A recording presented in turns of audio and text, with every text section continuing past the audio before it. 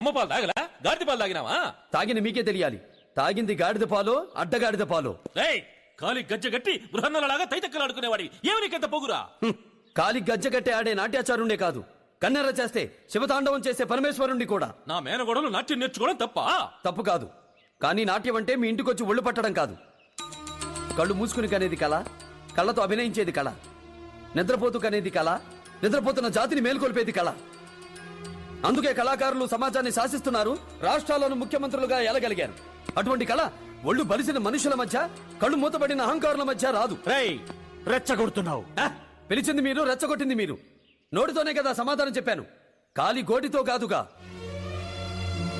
రేయ్, ఈ గుమ్మంలోకి రావాలన్నా, ఈ గుమ్మం దాటి పోవాలన్నా మా అనుమతి కావాలరా? అమ్మ కడుపులోనే ఉండి పద్మవ్యూహాన్ని ఎలా బద్దలు కొట్టాలో తెలుసుకున్న అభిమన్యుడికి అన్నను నేను. గుడి దగ్గర చెవులో పువ్వులు పెట్టుకుని చాలా మంది ఉంటారు,